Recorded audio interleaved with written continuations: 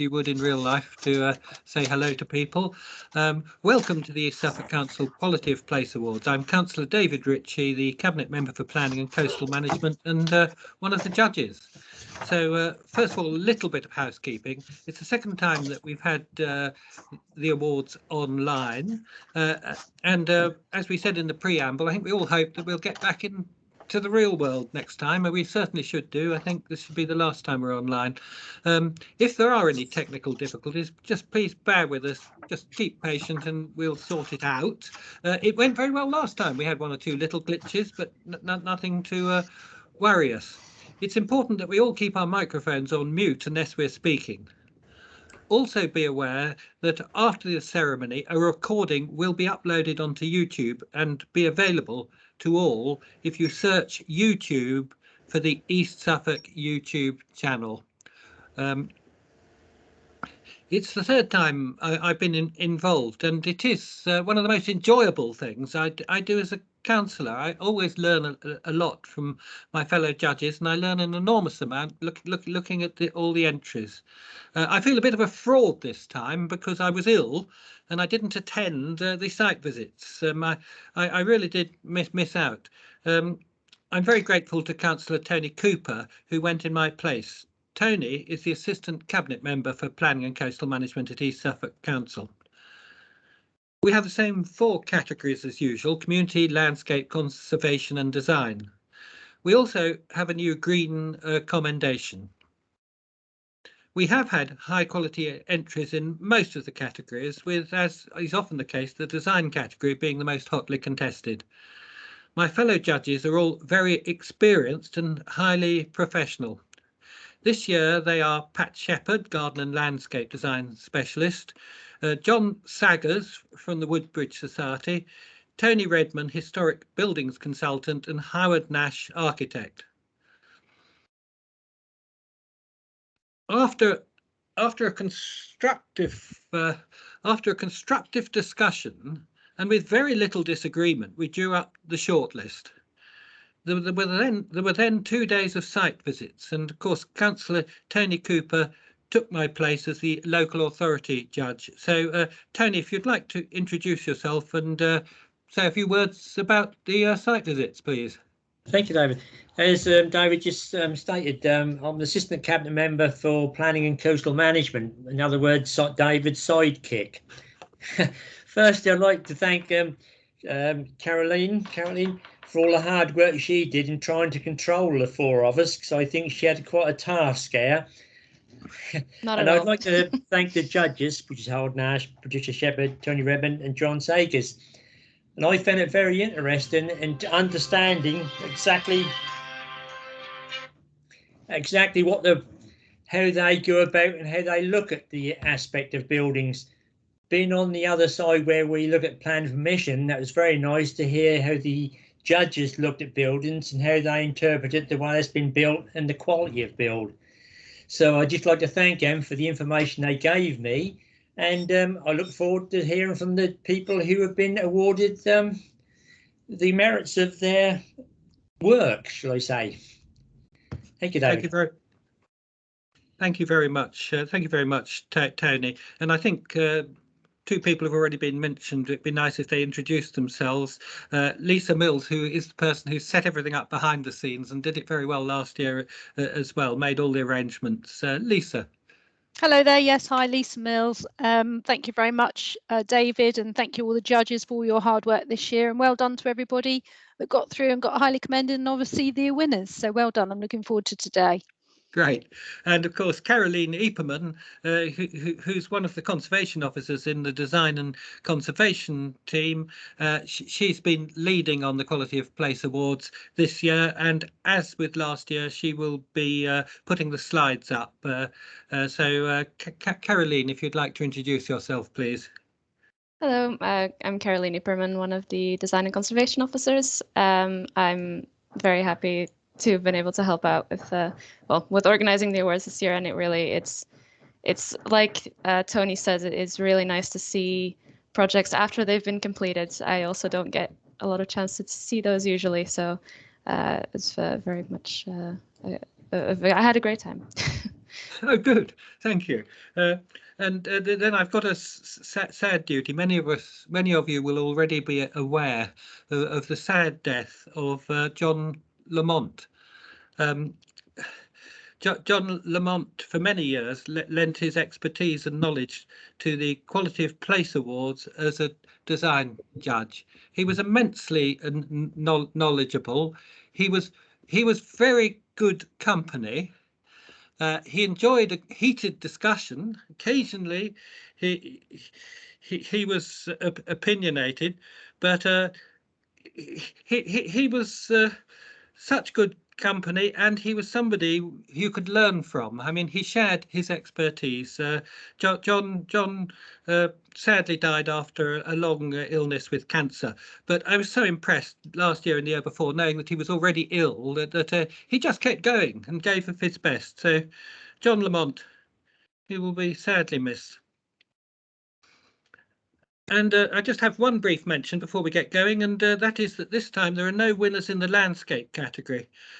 We do hope to see lots of submissions for nature or landscape projects in next year's award. As I go around East Suffolk, I see things that could enter and could win the award. So we now come to the first category. The first category is the Community Awards, and John Saggers will introduce this. John Saggers from the Woodbridge Society is a chartered surveyor, and he was, in his professional life, director of a FTSE 100 property company. He was responsible for retail office developments in the UK, mostly in London, and also in California and in Australia. So good CV, John, and over to you. Thank you, David. I hope you can all hear me now. Yes, we can. The Community Award is it's for something in the built and natural environment that's been designed to benefit the community in which it was built, and clearly community engagement is very important. Now, the highly commended category was won this time by the Friends of Parkland Wood, which is in Ufford. They entered for the Landscape Award, but really when we went around the site on which the massive redwood sculpture is located, and that's a very impressive sculpture from the trunk of an old diseased redwood tree. We realised that actually there's a lot more to this entry than immediately met the eye. Obviously impressed by the carving, but the dedication of the members of the Friends of the Wood and the local council became so easily apparent that it's the management and enhancement of the whole wood in which this redwood carving sits is something which is to the benefit of many people living locally, and young and old. I looked into this in a bit more detail once we came away from the site, and it looks like there's been continuous community involvement since 2014, and the council, the people who run the wood, was bought by the council in 2014, use volunteer labour, which is drawn from the community, and it's encouraged with a management plan and training and guidance from the Woodland Trust. So it's the management of the wood, the trees, the vegetation, new planting, controlling undergrowth. All these things involve the community and are enjoyed by walkers and school parties and young and old. It does seem to have particularly encouraged wildlife, the way in which the wood has been managed. So all this was quite impressive. The enthusiasm of those who took us around was manifest, and it's obviously a very inclusive process. Excuse my telephone, that will by somebody.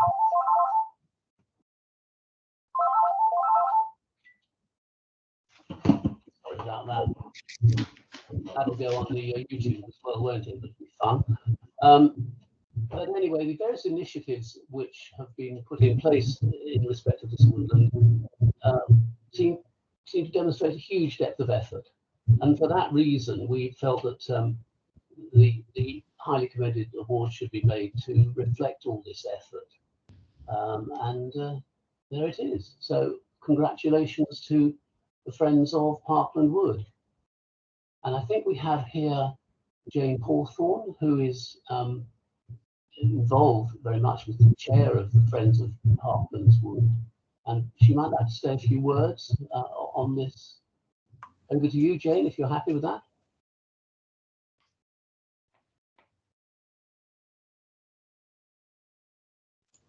Jane, we can't hear you, unfortunately. How about that? Is that better? Yes, we can hear you now. Thank you. Brilliant. When it says mute, it means it's unmuted. Well, thank you for the introduction. And I'd like to say, thank you for recognising that we've had some enjoyable times in our wood. I have just written a little bit up, so I will let you know a bit more about things. And without the dedication and commitment of the Friends of Parklands Wood, and particularly the fortnightly working group, it would not have been possible to develop our community wood for all the village to enjoy. This particularly so in the last couple of years. So thank you to the working group who've cleared the public footpaths of brambles, nettles and ivy, and allowed light into overgrown areas by managing crowded trees. And we're delighted to find that we've got snowdrops, violets, cyclamen, foxgloves appearing. And when we're up there, we just love to hear the bird song. We heard nightingales in the autumn, I think it was, and we heard woodpeckers recently. And over the years, we've planted in a region of about 1,000 saplings, mainly along our boundary with the avenue. 99% of them are growing despite our varied weather. But you will be not surprised to know that occasionally we've had people pushing wheelbarrows through the woods with lots of cans of water to make sure that they're doing all right. And we'd like to thank you and the wider group as well of Parklands Wood, because we have had arts weekends, nature walks, dawn chorus, and for the children we've had a treasure hunt, storytelling, and they've enjoyed the newly carved stump, and we've actually had a couple of Christmas winter wonderlands. The parish council and Friends of Parklands Wood are grateful for the support of our local district councillors, who over the years have helped us to purchase chainsaws and have paid for training and to equip our chainsaw user safely.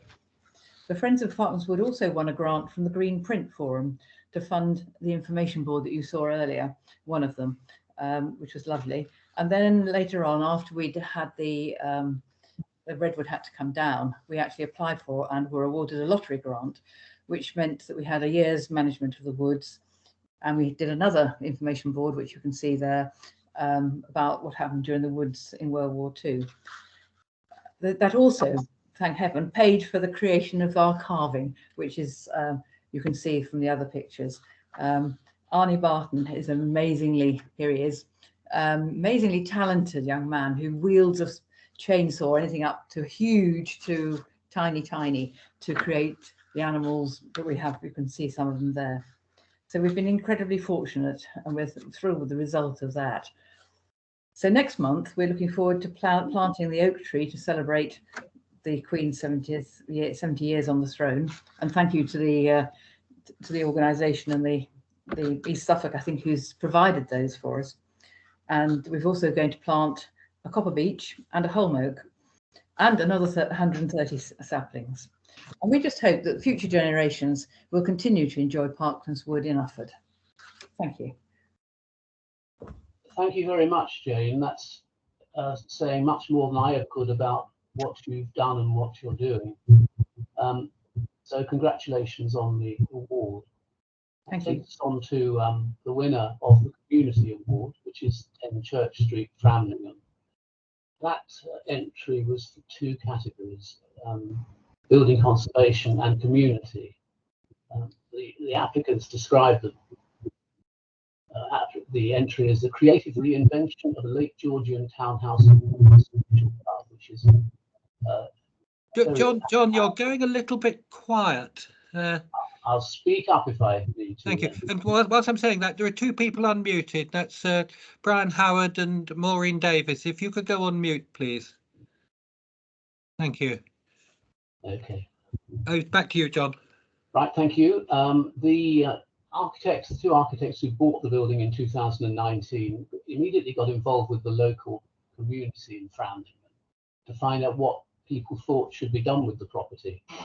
And that's clearly been a valuable exercise, as the way it's turned out has seemed to particularly reflect what people wanted.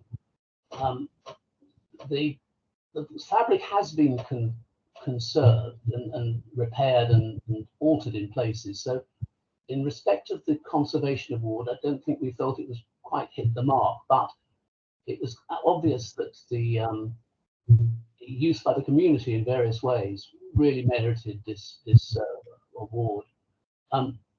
It's been changed. You can see there the cafe which has been created. The owners have created studios within the building for local creatives, both collaborative and single studios. So that's been very helpful to those people who couldn't otherwise have found the sort of space which they would need. There's new offices for the town council, very easily accessible from the street, so that helps the community there. They've also, within the building, and something I thought was very important, they've created an outreach area for slightly disaffected youth who might otherwise find themselves in trouble. So they're supervised occasionally by youth workers. They've even put new public toilets in the back of the property, which must be very useful if anybody knows about it. They're there. Anyway, clearly the owners have been very dedicated to the property and to the town, and I think that that showed itself so well that we felt they really deserved to win the award for community. So I think if Mark Hoare is here, I'd like to pass over to him so that he could say a couple of words about the property. He's one of the people who's involved in the conversion. Mark, over to you. Hello. Well, thank you. I wasn't expecting to have to say anything. I thought I'd just sort of virtually receive a certificate, but but thank you. Thank you very much. I think it's interesting what you said about the conservation not quite hitting the mark, and we've. I mean, we had a pretty limited budget. Ted Ridge, my partner, and I bought the building rather on a whim, in that we had 3 hours between seeing it and having to put an offer in. And so it was a very impulsive decision that hadn't really been thought through in any way at all. And possibly if we'd had more time to reflect, we wouldn't have bought it. So, and we both put plans to extend our houses on hold to do this, but didn't have any sort of commercial pot of money to draw on. So it was really financed by friends and family borrowings, and no banks wanted to touch it. So that's partly why we, perhaps haven't done as much with the building as ideally one might like. And it was interesting. We were lucky to get an architectural award from the Georgian Group in October last year as well, and up against projects where people had clearly spent several £1 million doing up, big Georgian buildings or altering them on much bigger budgets than we had. But it was the community involvement and what it had done for the community, or appeared to be doing for the community, because it's still very early days, which had struck the judges there also, rather like you. And actually, what we have, I think, managed to do is to, where we've made changes, do them to a decent standard. But there's an awful lot that we haven't been able to do. And we've sorted out the basics in terms of completely new plumbing and wiring and fire alarms and all of that rather boring but important stuff. I think the thing, perhaps, you mentioned the youth club, which has been, that idea very much came out of and shows the value of community consultation, because when we had an open day a couple of months after we took on the building, and then just invited people in to see it and to talk through what they felt might work and what the town needed, several people mentioned the fact that teenagers in the town often didn't have much for them, and we then met a chap called Spadge Hopkins, who runs FIAP, which is the Fram Fram youth project, and he said they've been looking for ages to find a base in the centre of town. They have one up at Thomas Mills High School, but lots of, I mean, understandably, lots of teenagers don't really want to hang around at school after school. So they'd had something in the past, but most people who had a place were nervous about inviting, you know, potentially difficult teenagers into their building. And we thought it was too important and too easy in a way to say no. So we've tried to make it work. And I'm glad to say that so far, touching a lot of wood, we haven't had trouble, and it's relied on a great deal of sort of trust and goodwill in all directions. And have to say, when you do that, it does, you know, often seem to work out. So that's great. But it's very much unfinished business there. We took on the theatre next door, which I know Caroline's seen, and we're hoping, we had a large, very well attended exhibition there in the autumn, but that's sort of phase 2, not yet funded, not quite worked out in detail. Planning application in at the moment, with an additional statement needed to hopefully help that one through. We've again had huge amounts of support and goodwill from within the town for this. And I suppose as final word, I'd just like to say we were very nervous taking this building on, knowing that it had been very much valued, albeit in decline for quite a few years, but it had been a long-standing presence in the town as a sort of social facility. And there were a lot of people nervous about it being carved into flats, which is in a way what got us off our own backsides to do something about it, to try and make sure that didn't happen. And but we were nonetheless nervous that people would be suspicious of us and just think we were kind of, you know, like any other developer. And you know, we haven't been, genuinely. I think the town has recognised that, and we've had so much support and nice things said about what we've been doing, which has been really heartening. And the fact that the building is being as used as it is and as valued as it is, albeit it's still very early days, is great. So it's been a wonderful thing to be involved with, and we look forward to seeing it through. So thank you everyone. No, well, thank you very much, Mark. I mean, you've really outlined your project really well, even though you weren't expecting to speak. I mean, what a brave decision, a snap decision to the two architects to actually buy the building and make a success of it. I'm immensely impressed, and also Jane with the woods and the amazing chainsaw sculpture. I've got a chainsaw, but I don't think I could do anything remotely like that. I just cut up the wood that's keeping me warm in the wood burning stove next to me. What we're missing is applause. So we have to imagine a sort of Zen applause where we're all clapping for these two tremendous community projects. Pause for imaginary applause. I mean, really, you both deserve many congratulations, and obviously thank you very much, John Saggers, for being the judge and introducing those two. The next category is the conservation category. So Tony Redman is presenting this, and he's a conservation accredited chartered building surveyor and historic buildings consultant. He's a trustee of the Suffolk Preservation Society and also of the Suffolk Historic Churches Trust. He lives near Bury St Edmunds, and he has some responsibility for the preservation of Westminster Abbey, which impresses me no end. Tony, over to you. It's interesting what impresses you, David. Thank you very much. I hope you can hear me. Yes, we can, but you're not absolutely clear. A bit like John, we need to be able to hear you. Just a tiny bit more volume. I'll slow down then and hopefully increase the volume. Good. This category is for projects involving buildings of local or historic interest where repairs have been undertaken with particular attention to the quality of conservation seen in terms either of materials or the buildings themselves. These projects should help to conserve and enhance both the essential character of the historic buildings and their settings. And the judges, in considering the contenders, will always consider the extent to which problems have been overcome and the inventiveness of the approach, and to whether the project has provided a new lease of life for a previously redundant or neglected building, alongside an appreciation of how this has preserved the character of the building itself. There were few contenders this year, fewer than last year, partly we suspected due to the pandemic and partly to the disruption caused latterly by the supply of building materials. We shortlisted 3 projects, one in each end of the conservation spectrum, you could say, and one somewhere in the middle.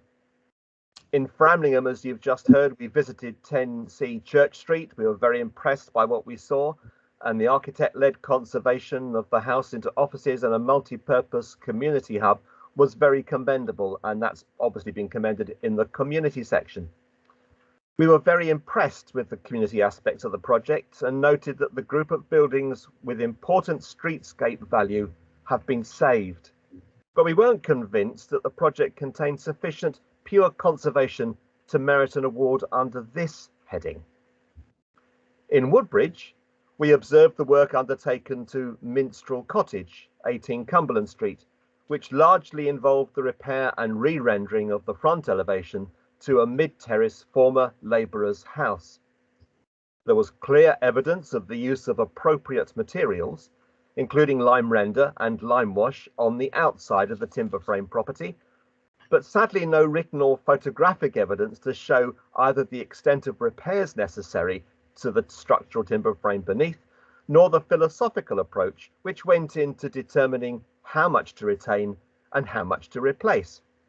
We were, however, very impressed with the finish to the external render undertaken by Neville, don't know his other name, a plasterer by trade, who had achieved a smooth, even textured render without cracking in what might have been an awkward south-facing elevation facing onto a busy street. In conversation with him, it transpired that this was his first attempt at external lime rendering, and that he'd spent a long time learning how to do it, watching YouTube videos, as well as listening to advice from the conservation officer. In Felixstowe, we visited Ridley House, a substantial Italianate villa overlooking the seafront. This had had a complete overhaul, affecting virtually every element of the property, including replacement windows, new roofing, new balustrading, internal flooring, wall coverings, heating, lighting, electrics, and new landscaping, turning what had been a slightly run-down domestic adaptation of a former school boarding house into a comfortable home by the sea. No expense had been spared on this project, and the judges were suitably impressed with the quality of the workmanship visible everywhere. But the visit prompted the debate afterwards as to what we mean by conservation in this context. And we came to the conclusion that the project had saved an important building, and although great care had been taken by both architect and owner to source appropriate materials, we were not sufficiently convinced that it fulfilled the judging criteria sufficiently to give it the top award. We were, though, unanimous in offering it highly commended. There, I believe, are the topping out ceremony team. I believe Mr. and Mrs. Weir, the owners of the house, are here, and hopefully they will now be able to say a few words.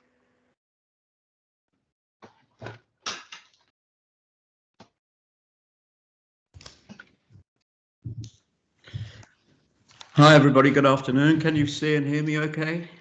Yes, I can, thank you. Yeah. Good, thank you. Well, firstly, I'd like to thank you, judges and Lisa and Caroline, and the opportunity to submit our application for this award. And also I'd like to mention Robert Scrimger, who kindly fed some important conservation information into the project in the course of it. Like Mark and his colleague, this building we bought, well, we were smitten when we when we were looking for a cottage in Woodbridge, and this happened to pop up on the website when we went to look at it, and we just fell in love with it. The whole building, the location, the fact the location is in a town with access to all the facilities of that town, but with a nice area around it, which we could landscape. We worked with Robert Allerton Architects and Ian Thompson, our quantity surveyor, to develop a scheme for the project.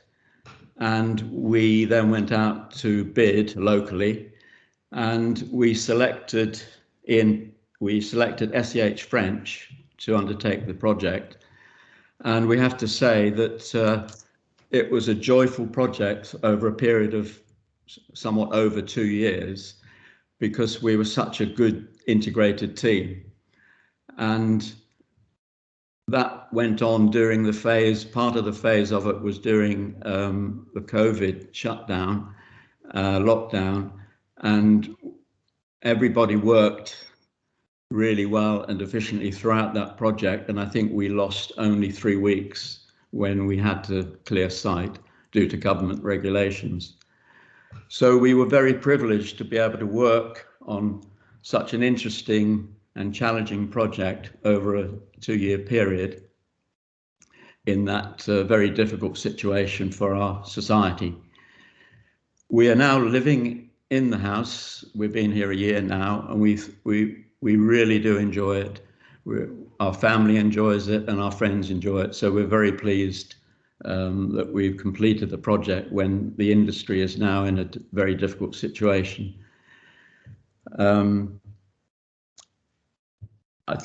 I think that's about everything we have to say, and thank you for the opportunity, and thank you for your recognition of the work we've done to give us highly commended award.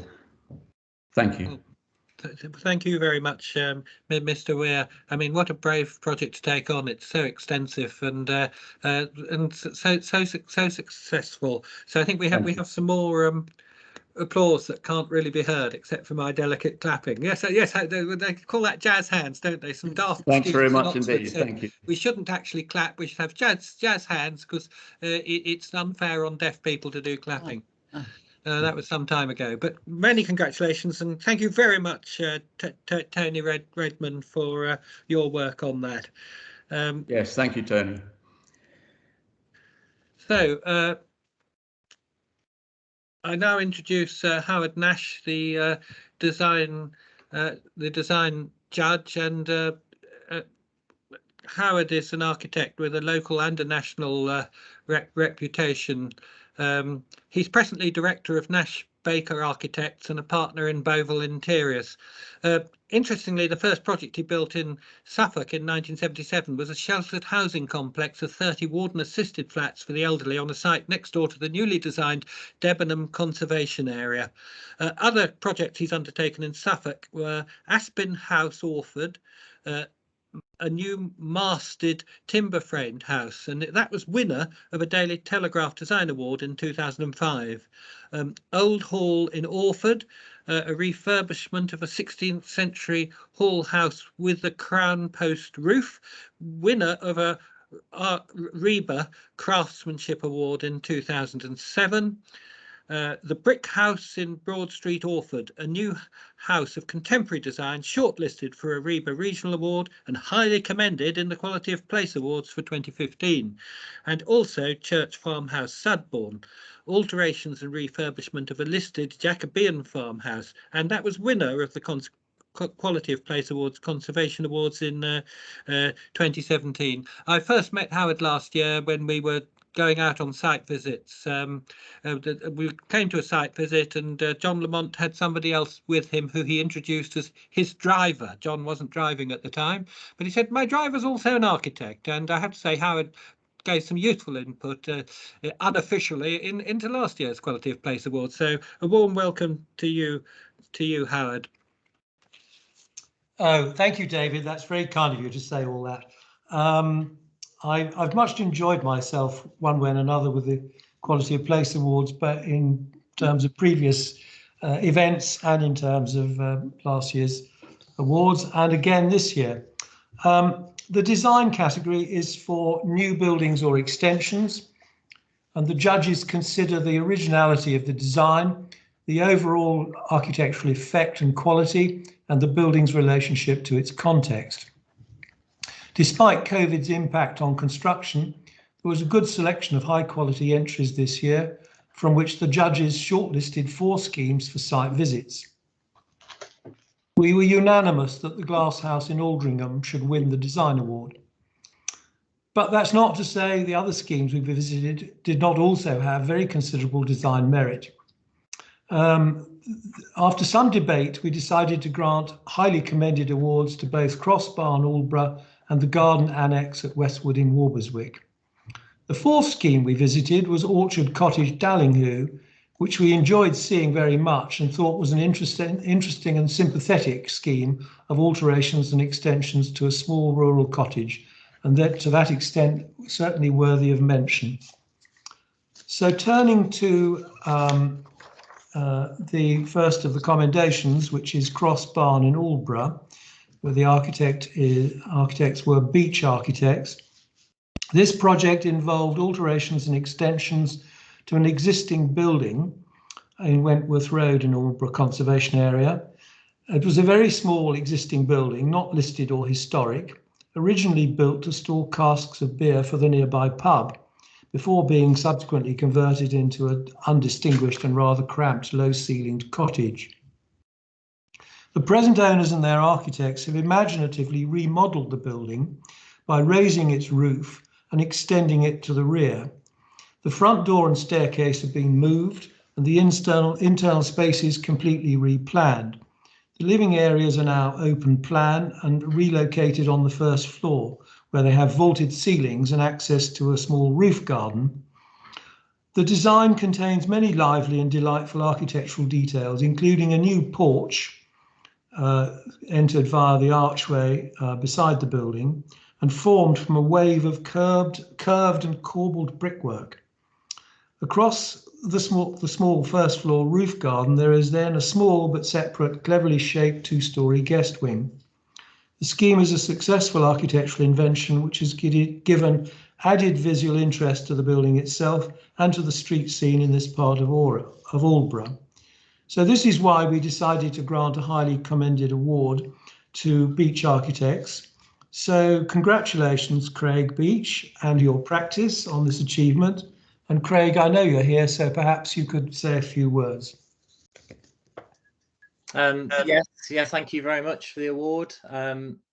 This was, I remember going to this house at the start and visiting the clients, and we sat in the picture you've shown, the front room, and it was quite a sunny afternoon, and we sat there with the lights on, and they were telling me what they wanted to achieve out of this project. And I was thinking, well, light is probably the main thing that you've got to achieve, and a bit of a view. So it was a very inward looking house, very constrained by its context, and the challenge really was trying to find a way to get as much light as possible into this building and as much view, and therefore we inverted the house and took all the living accommodation and put it upstairs, as you can see in the image, and placed the bedrooms in the sort of cooler, shadier downstairs, and lifted and restructured the roof to create this clear story with some quite nice views into the conservation area in the street to the front, and then re-landscaping and extending the house to the back and creating lots of glass and lots of light, and trying to lift the external space so you have a flowing staircase that comes up to this little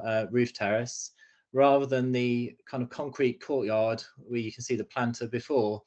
So kind of the re-landscaping and the small intricate details in this confined urban space were really important, and then giving them some sort of joy with the kind of the inspired sort of coastal inspired brick wave to highlight the new front entrance to the rear courtyard, and what we think is kind of quite Suffolk in its design, a short tower. We see many towers along the coast, so a little tower in the sort of urban area just as a folly at the back, which can be used as a sort of home office and guest accommodation. So yeah, I know the clients are sort of really enjoying it, spending a lot of time in Aldborough, and appreciate kind of all the light and views that they've now got. So yeah, thank you very much for the award.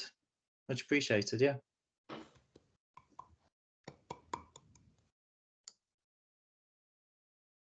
An amazing transformation. David, shall I yes, do continue. Yes, please. The next project is the Garden Room Annex at Westwood in Walberswick, for which we have also given a highly commended award. The architect is Brian Hayward or Harwood, I'm never quite sure, but Brian Hayward. And the story here is that Westwood is a private house lying within the Walberswick Conservation Area and occupying a triangular site where Lodge Road and the street converge against each other at something of an acute angle. It has a well-known and rather special arts and crafts garden designed by Winter Rose in around 1910, which was much admired by Gertrude Jekyll. The garden is also known for its historic connections with Tradescant planting. The property itself has a somewhat complicated history in terms of land ownership and changes boundary and so on, and mergers and demergers of buildings. But despite that, the original layout of the garden is largely unchanged and many of its principal features are still in place. It has been well cared for in recent years by its present owners, who sensitively restored, adapted and extended its basic structure of paths, trees, hedges, a pond and small ornamental buildings. The property has also had a number of other projects undertaken in recent years, all by the same architect, Brian Harwood, and collectively it makes up a very considerable oeuvre of work. The annex is the latest addition to this, and it involved building a new single-storey guest annex on an area of land adjacent to the original garden, which was previously occupied by a 1970s bungalow. The architectural design is bold and contemporary and successfully addresses its context in a number of ways, notably by sinking the building into the ground a certain amount, half a metre, I think, roughly, in order to maintain a low profile and preserve views of the church. Secondly, by means of a sedum flat roof, which in a sense adds to the area of planting and area of garden. And thirdly, by discreetly tucking the building behind one of its external walls, forming a blind garden wall, which is planted with climbing hydrangeas and fronts onto a gravel garden. This acts as a full stop to the original garden and discreetly hides the rest of the building. The annex is approached via a narrow gravel path. Here it is on screen, lined with topiary hedges. And this opens out to reveal a new annex and the gravel garden in which it is set. The one slight concern was the degree to which the sedum roof has inevitably increased the thickness of the roof construction, and this element therefore we felt somewhat heavy or overweight. But that apart, the judges felt that the design concept was architecturally successful and the project fully deserved to have a highly commended award. Perhaps I can ask Brian Harwood, congratulate Brian Harwood on his achievement and ask him to say a few words. Brian. Well, what I would like to say is thank you very much indeed for awarding this building a highly commended award. I think the client will be absolutely delighted with this being recognised in this way. The one thing I would say about the way this building has come about is that this client has stuck with the same architect over a period of 25 years, and we have been able to work with him to restore the parts of the historic garden which were falling into disrepair and lack of use, to get rid of the 1970s chalet bungalow, which this building has replaced, and to create a series of other small buildings on the site which have enhanced the original Tradescant gardens, which were further developed by Mere Allen. The positive thing that comes out of this, and I think this must be said, that if architects do preserve a working relationship with clients over a period of time, many good things will come out of the way that the client delivers the brief and allows the architect to answer the brief in very inventive ways. So all I would say is thank you very much indeed for granting the highly commended design award to this building. Well, many congratulations. And, Thank you, Brian. And congratulations. So moving on then finally to the Glass House in Aldringham, which is the winner of the design category. And again, a project by Beach Architects, who also won, I know, last year. So many congratulations to them. This project is for a new house of strikingly contemporary design, which replaced an existing bungalow of no great distinction, and which was in turn sited on a former sand quarry. There were no planning objections to the demolition of the existing building, I understand. The main living and sleeping areas of the new dwelling are largely open plan and all accommodated on one floor at an upper ground level. Taking advantage of the sloping site, however, garaging, utilities and a granny annex have been cleverly accommodated underneath at a lower ground level. The new building has been carefully aligned. You can see this on the left-hand side of the current picture, which is taken from the rear, with its eaves aligning with the bungalow on one side. What you can't see from the picture, but which is also true, it's aligned with the ridge of the bungalow on the other side. So it was carefully considered in height terms, so as not to look too high or out of place, which must have been helpful in terms of planning and is also helpful in terms of the street scene insofar as there is one. Architecturally, the design makes extensive use of glass with long span, high ceilinged steel frame structure, a clerestory and a floating flat roof. The house enjoys extensive and uninterrupted views of fields and woods, which are coincidentally centred on a natural fold in the landscape. So it's got a wonderful series of views out from the glass back walls at the back. We were impressed not only by the overall architectural design, but also by the quality of the architectural detailing and the standard of construction. I should also mention the green energy credentials of the house, which include an integrated system of in which the heat pump, a heat pump, I should say, an air source heat pump, a very attractive looking array of photovoltaic panels, which are set up in the garden to form a kind of feature on a frame, and a smart and a set of storage batteries, and that all these things are interlinked so that the electricity generated by the photovoltaic panels can be stored overnight or for overnight and then used to fire the heat pump. So, and all of this has been achieved not only in terms of the green energy, but in terms of the build itself of the house. But from my perspective, I would regard as an extremely modest cost. So we have no hesitation in awarding it not only the winner as the design category, but also in the category of the new green commendation. Now, on account of its environmental and sustainability and its qualities, and through its design and management. Projects for the green commendation are assessed on their use of sustainable techniques, materials, energy efficient strategies, and efforts to reduce their carbon footprint. So congratulations to Craig Beach. We very much enjoyed visiting both your projects. Congratulations on becoming the winner. Can I introduce you to say a few more words? Yeah, thank you very much. Yeah, thank you for the award. I think I should mention the clients really, because I think they're here listening, and throughout the process they kind of kept faith with kind of all the extras, all the things we were trying to convince them to do in terms of energy efficiency.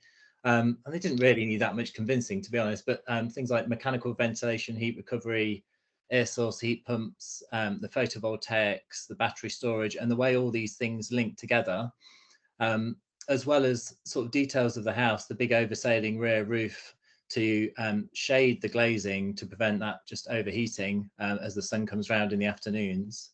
And this house is really a house of sides, is the best way to describe it. So you've got this conflict between having the busy road on one side that you want to kind of push away and hide from view and get rid of the noise, and the back, which has these spectacular views across a sort of low valley, and you want to just embrace the views and the sunlight and open up the whole house at the back to that view. And then it's divided in half in plan. So on the south side, you have at ground floor level, as you're looking there, all the bedrooms and the bathrooms and kind of the nighttime half of the house at ground floor. And then the northern half is the open plan kitchen, dining, family, daytime part of the house. And then the lower ground floor is where we've put the support functions, but also fitted in a one bedroom flat for another member of the family. So there's multi-generational living, there's respect for kind of context on both sides, and there's dealing with the conflict between busy road and beautiful landscape at the rear, or within the design, as well as as you mentioned, all the kind of energy efficiency measures that have gone into the house. So there's the generating of energy on site and multiplying your gains from the energy from the PV panels through the air source heat pump, recovering that energy with MVHR, and then using thermal mass and passive solar design on the rear to control that further, as well as, you know, huge amounts of insulation, electric car charging and battery storage. So I'm sure in 10 years time we'll think this is the norm and this is how we should be building, and hopefully that's how we will be building a majority of houses in the UK. But yeah, it's a really good project to work on, and yeah, many thanks for the award. Yeah. Thank you, Craig. Can I pass you back to the chairman? Yes, no, thank you very much, Howard, for introducing those, and thank you, Craig. I mean, I wish I'd been on the site visits. I mean, clearly the highly commended design awards were fantastic projects, and this one was clearly ahead of those. So you know, fantastic. I think we should have we should unmute and have a round of applause that we can hear. Do people want to unmute and clap for all the winners?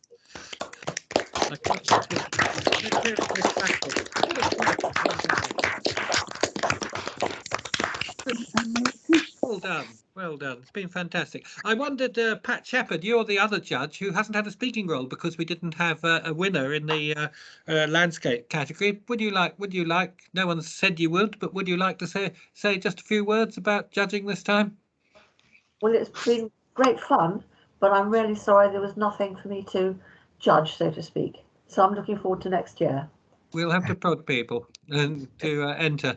And I was very pleased in the conservation category to hear praise for Robert Scrimger, our head of design and conservation, leader of the team of design and conservation at East Suffolk Council. It wouldn't be the conservation award category without good words for the good work that Robert Scrimger does. Is there anybody else who would like just to chip in with anything else? No? Well, I think... David, if I could just... Yes, on the please. Woodland Walk one, if anybody gets a chance to go there, the walkway through the woods have got all these animals carved as you walk through. And I think that is very worth people to go and have a look at that. That is first class. So that's in oh gosh, Ufford, isn't it? That's in Ufford. Yes. Yeah. Yes. That's very, very interesting. Lovely carvings. May I come in and just say something? Yes, please. You're all very welcome, and there are various public footpaths through the woods. There are some more carvings rather than the ones that you saw, the big carving. In fact, we had the same chainsaw carver back in the autumn, and he's done another 6 carvings, which are now located within the woods as a sort of trail. So we'd be delighted to show people, or to have you just take a walk. Welcome to Ufford. Thank you. Thank you very much. And of course, we had a joint winner of the design awards last year. That was also in Ufford, actually. Ah. David, I'm just going to Sorry, David, Yeah. it's Philip here. Can I just say a few words? And good, Yes, good please. afternoon, everybody. I'm Philip Ridley. I head up the Planning and Coastal Management team, and really good to see all the awards and everything else. It's a pity that for the last 2 years we haven't been able to get out and about and see these things on the ground, but it's really good to see quite a number of our team on the call this afternoon, and there's a challenge out to you all on the call just to say you're out and about more often. If there are projects that you think are worthy of consideration, try and promote that through the architects, agents, or whatever to get forward, because hopefully we can spend more time in and amongst the districts looking at these things to promote for next year a much larger award scheme. But just a couple of things from my perspective, David. Obviously, from the government's perspective, design and landscape and well-being is very much to the fore in all the government's initiatives. I just want to inform those people on the call that are not from the council that we are expanding our specialist services team. We acknowledge that we need more support given the quantum of work that's coming through the district, mirrored alongside the quality of place that we all respect. So we're currently out for advert now for a design champion stroke manager to oversee the specialist team. We've made a post in Robert's Design and Conservation team now permanent, and we are also seeking to appoint a new ecologist and a new arboricultural and landscape officer. So we've got new posts coming in to support the wider planning team. So from my perspective, thanks to the support of David and Tony, that's an acknowledgement at the council that we take design and conservation issues very seriously, and we want to raise the profile of that moving forward. So that's from the large strategic sites to the, dare I say it, the nice sites we've been talking about this afternoon, and that's really brilliant.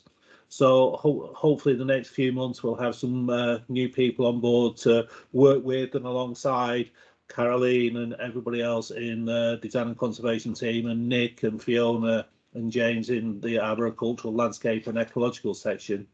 So, and then just one last thing from myself, and sorry Brian Howard on the call. I just want to inform the people on the call who perhaps are not aware, Brian wrote to me 2 or 3 weeks ago to say he is working towards retirement this year, and Brian and I have worked together for many years, as you have done, Brian, with many in the team, people like Michelle Kaup and Steve Milligan, etc.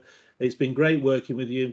You've done some brilliant projects, and albeit we've not always seen eye to eye, we've always reconciled our differences and issues very much the way that David was talking about John Lamont at the start of the meeting this afternoon, that we work well, we work professionally, and we always have smiles on our faces. And I've really enjoyed working with you all over the years, Brian, and wish you all the very success in your retirement moving forward. That's enough from me, David. How really very kind of you to say those words. Thank you, Philip. Much appreciated. Nice to see you, Brian. Philip always says we haven't always agreed. It's his role as a planning officer. It's inevitable, isn't it? Thank you very much, Philip, for filling us in with that. It's really good to know, and it will mean we've got 2 arboricultural officers, and most people can't even pronounce the word. I think on that, I think Philip, you've rounded it off really well. Unless anybody else has got anything important to come in with, I just say thank you very much indeed, everybody who's been on the call, and all the hard work of everybody who's entered and won, not just the people who won, but all the entries and everything that's gone to make the design awards and the quality of place awards, because it does do what it says. Having a competition raises standards and encourages good practice. So we're doing the right thing, I think. Thank you, everybody. Thank you very much. Thank you. Thank you.